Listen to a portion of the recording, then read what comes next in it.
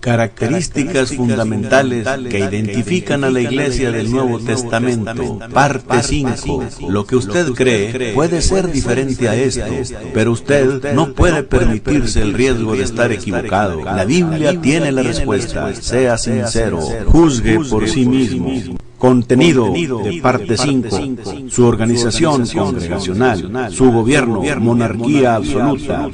Su organización congregacional, orgánicamente independiente de cualquier otra iglesia local, autogobierno, bajo Cristo el pastor celestial, con obispos, ancianos, pastores, presbíteros, que alimentan, guardan, vigilan, rigen el rebaño, con diáconos para el servicio, con miembros que ayudan en el ministerio de la palabra y en obra, autogobierno, bajo Cristo el pastor celestial. Hechos 14:23. En cada iglesia nombraron ancianos y con oración y ayuno los encomendaron al Señor en quien habían creído. Primera de Pedro 5:4. Así, cuando aparezca el pastor supremo, ustedes recibirán la inmarcesible corona de gloria. Primera de Pedro 2:25. Antes eran ustedes como ovejas descarriadas, pero ahora han vuelto al pastor que cuida de sus vidas. Filipenses 1:1. Pablo y Timoteo,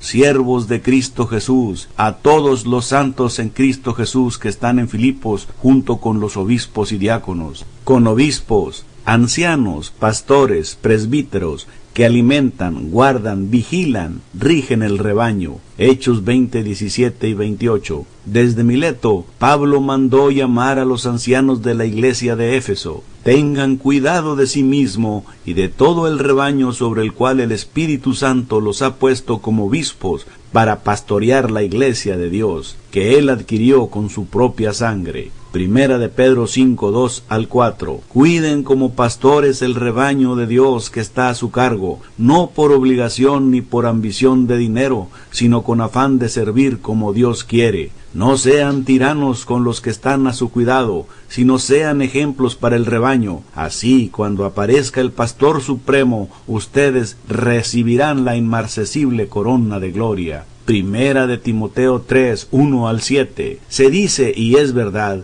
que si alguno desea ser obispo, a noble función aspira. Así que el obispo debe ser intachable, esposo de una sola mujer, moderado, sensato, respetable, hospitalario, capaz de enseñar. No debe ser borracho ni pendenciero, ni amigo del dinero, sino amable y apacible. Debe gobernar bien su casa y hacer que sus hijos le obedezcan con el debido respeto, porque el que no sabe gobernar su propia familia, ¿cómo podrá cuidar de la iglesia de Dios? No debe ser un recién convertido, no sea que se vuelva presuntuoso y caiga en la misma condenación en que cayó el diablo.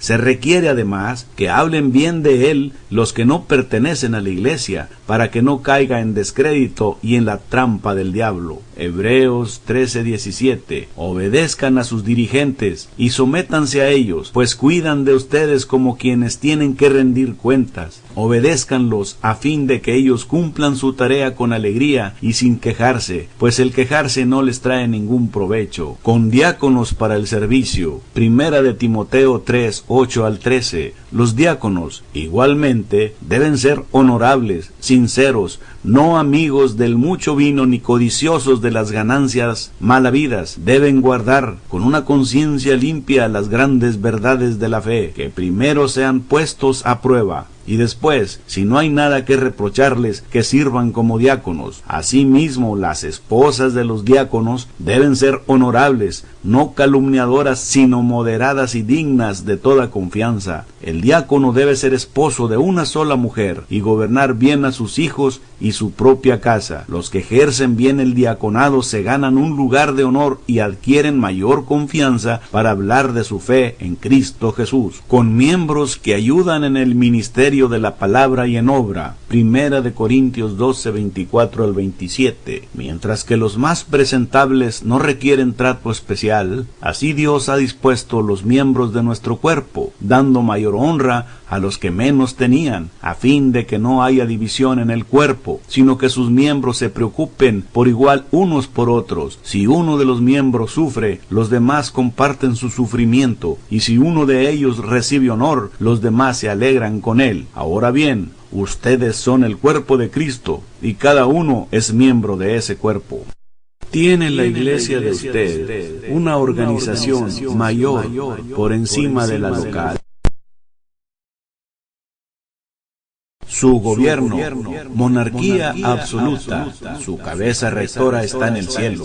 Del cielo vino la ley, bajo el cielo ejerce, para el cielo adora. Su cabeza rectora está en el cielo. Efesios 1, 19 al 21. Y cuán incomparable es la grandeza de su poder a favor de los que creemos. Ese poder es la fuerza grandiosa y eficaz que Dios ejerció en Cristo cuando lo resucitó de entre los muertos y lo sentó a su derecha en las regiones celestiales, muy por encima de todo gobierno y autoridad, poder y dominio, y de cualquier otro nombre que se invoque, no solo en este mundo, sino también en el venidero. Efesios 4, 8 al 10. Por esto dice, cuando ascendió a lo alto, se llevó consigo a los cautivos y dio dones a los hombres. ¿Qué quiere decir eso de que ascendió? Sino que también descendió a las partes bajas, o sea, la tierra. El que descendió es el mismo que ascendió por encima de todos los cielos para llenarlo todo. Del cielo vino la ley. Efesios 1:22. Dios sometió todas las cosas al dominio de Cristo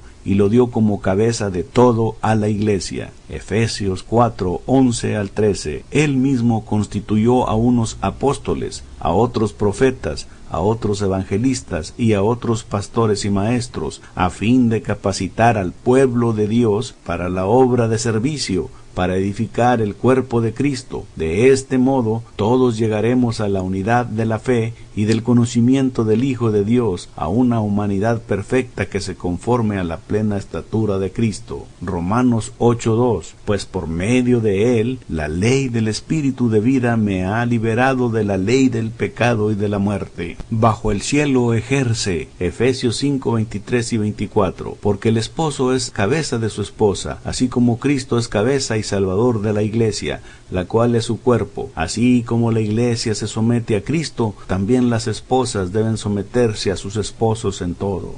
Para el cielo adora. Juan 4:24. Dios es espíritu, y quienes lo adoran deben hacerlo en espíritu y en verdad. ¿Es el gobierno de su iglesia del cielo o de los hombres? En la iglesia del Nuevo Testamento, la organización es congregacional. ¿Tiene la iglesia de usted una organización mayor por encima de la local? En la iglesia del Nuevo Testamento, el gobierno es monarquía absoluta. Su cabeza rectora está en el cielo. ¿Es el gobierno de su iglesia del cielo o de los hombres? ¿Esas características fundamentales son idénticas? Si no lo son, ¿qué ha variado y qué precisa ser modificado?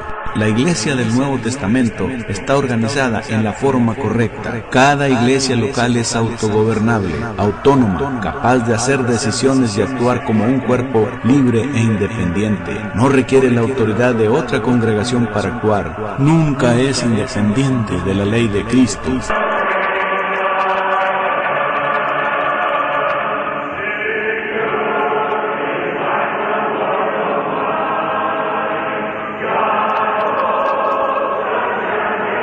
Términos bíblicos con falsos usos.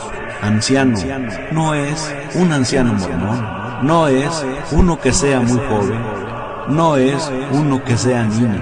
Obispo no es un obispo católico, no es uno que sea un soltero, no es uno que sea un niño, no es uno que tenga poder sobre muchas iglesias, y no es obispo donde existe el ancianato.